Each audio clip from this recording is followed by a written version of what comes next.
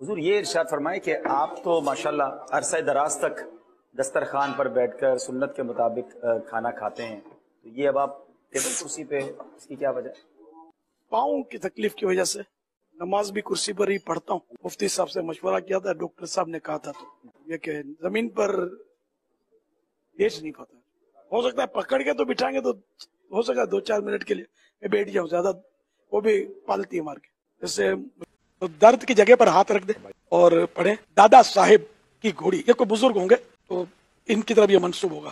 دادا صاحب کی گھوڑی وہی اندھیری رات، فلاں کا درد، فلاں کی جگہ نام لے، فلاں کا درد فلاں جگہ کا. مثلا زید کا درد سر کا جائے، سر پہ آپ دم کرنا چاہتے ہیں تو یوں کہیں دادا صاحب کی گھوڑی وہی اندھیری رات، زید کا درد سر کا جائے، یہی لگی میری آس. یہ پڑھ کر 3 مرتبہ پڑھیں اور دم کر دیں. یہ اصل بزرگوں کے الفاظ بعض اوقات تاثیر کا تیر بن کر درد کو توڑ پھوڑ کے رکھ دیتے. اچھا یہ وہ منن والے جو ہے نا، ان کے کام کی باتیں. بعض لوگ بولیں گے کہ یہ کیا مطلب کیا، تو پھر ٹھوکرے کھاتے رہو.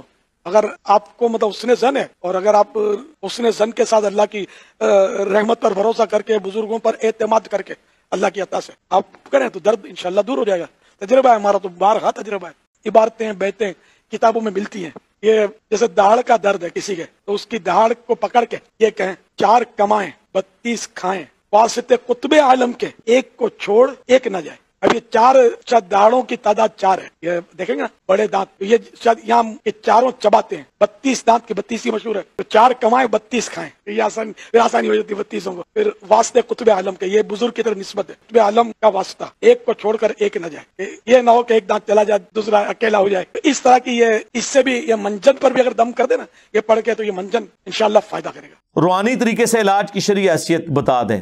دیکھیں یہ جب وہ ایک آیا تھا وہ کردستانی جو بت بنا کے گیا پوری پاکستانی قوم کو، اس وقت میں نے جو 5 طریقہ علاج بتائے تھے وہ آپ میری ویڈیو تفصیل سے دیکھیں. اس میں ایک روحانی طریقہ علاج بھی تھا، لیکن روحانی طریقہ علاج بھی ان بیماریوں کے لیے، ہر بیماری کے لیے تو نہیں ہے. یعنی دنیا میں کوئی دوائی ایسی نہیں ہے، کوئی دم ایسا نہیں ہے جو بچے کا ختنہ کر سکے. ہاں جی ہے روحانی بائی پاس، اور چھڑ دو بائی پاس، ختنہ کر کے دسو. جی نہ ہے نا تے چھوڑ دو.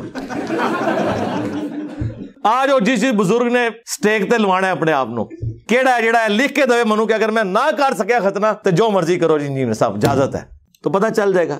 بھائی جو سرجری کام کرتی ہے وہ بعض اوقات ادویات سے نہیں ہو سکتا، وہ فزیکلی آپ کو علاج کرنا ہے. اس طریقے سے جھاڑ پھونک کا ایک علاج جو ہے وہ چند ایک چیزوں کے لیے ہے جو اس کے ایکسپرٹس ہیں وہ کرتے ہیں. بخاری مسلم میں حدیث ہے کہ شفا 3 چیزوں میں ہے: شہد میں، حجامہ کپنگ یعنی یہ پچھنے لگوانے میں، اور داغ دینے میں. لیکن میں اپنی امت کو داغ سے منع کرتا ہوں، لیکن یہ منع حرام کے درجے میں نہیں ہے، پریفریبل ہے. کیونکہ مسلم شریف میں حدیث ہے ایک صحابی کو زخم لگا، اس کا خون نہیں رکتا تھا، نبی علیہ السلام نے اپنے مبارک ہاتھوں سے داغ دیا. داغ یہ ہوتا ہے کہ لوہے کی کوئی سلاخ، تیر کا اگلا حصہ، کوئی لوہے کی چیز گرم کر کے جب وہ فل گرم ہو جائے تو وہ اس زخم کے اوپر لگاتے ہیں، وہاں سے وہ گوشت اور وہ سارا حصہ روسٹ ہو جاتا ہے، پھر وہ خون نکلنا بند ہو جاتا ہے. آج کل الیکٹرک داغ دینے والے انسٹرومنٹس آ گئے ہیں جو سرجنز وغیرہ یوز کرتے ہیں. اس لیے دیکھیں آپ جو بائی پاس کے آپریشنز ہو رہے ہیں نا تو وہ بڑے ایڈوانس ہو چکے ہیں، ایسی ادویات آ گئی ہیں، اب خون بھی نہیں لگتا اور بائی پاس ہو جاتا ہے. ورنہ پہلے کتنی بوتلیں ارینج کرنی پڑتی تھی، خون ضائع ہو جاتا تھا. تو نبی علیہ السلام نے خود وہ طریقہ علاج استعمال کیا. آپ نے پھونک کیوں نہیں مار دی؟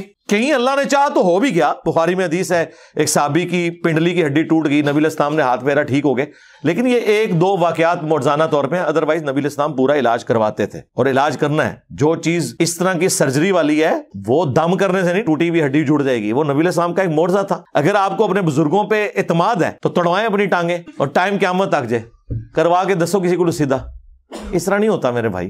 معجزات جب اللہ تعالیٰ کسی کے لیے چاہے ظاہر کر دیتا ہے، لیکن آپ نے معجزات اپنے بابوں کے لیے مانے ہوئے ہیں تو پھر بہتر یہی ہے کہ پریکٹیکلی کر کے بتائیں. آپ جو آپ کلیم کر رہے ہیں وہ کر کے بتائیں. کہتے ہیں نا بزرگ جو ہیں وہ اگر جو ہے وہ کیمرہ اور سیٹلائٹ جو ہے وہ سارے بر اعظموں میں ایک کمرے میں بیٹھ کے دیکھ سکتا ہے تو اللہ کا ولی کیوں نہیں دیکھ سکتا؟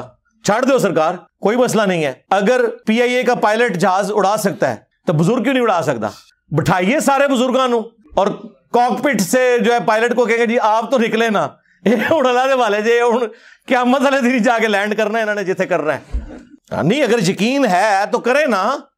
کہتے ہیں نا روحانی علم تو جو ہے وہ اوپر ہے اس دنیاوی علم سے، اور اس دنیاوی علم کو یہ کر رہے ہوتے ہیں اللہ کے بندوں خدا کے لیے. نبی علیہ السلام نے جب مختلف بادشاہوں کے پاس خطوط لکھے ہیں تو ان زبانوں کے ایکسپرٹ بندے بلوائے ہیں، ان کی زبانوں میں لکھوائے ہیں. اس طرح نہیں ہوتا جس طرح آپ سمجھتے ہیں.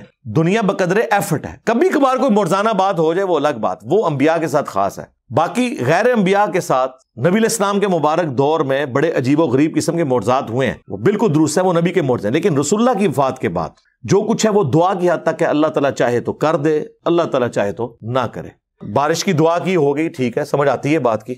اس طرح کے معاملات ہو سکتے ہیں. جو اللہ کے فزیکل فینومینا آف نیچر ہیں ان میں اللہ تبارک و تعالیٰ کسی کی دعا قبول کر لیتا ہے. لیکن کبھی ایسا نہیں ہوا کہ جی کسی صحابی کی آنکھ نکل گئی ہے, دوسرے نے پھونک ماری ہے تو اس کی نظر واپس آ گئی, نہ. کسی کی ہڈی ٹوٹی ہے تو یہ جنگ قاسیہ اور یرموک میں صحابہ کرام کو جو زخم لگتے تھے تو ایک دوسرے کو سورہ فاتحہ پڑھ کے پھونکتے تھے, وہ زخم ٹھیک ہو جاتا تھا. خدا کے لیے یار اس طرح نہیں معاملات ہوتے. دنیا کو اللہ نے بقدر ایفرٹ چھوڑا ہوا ہے.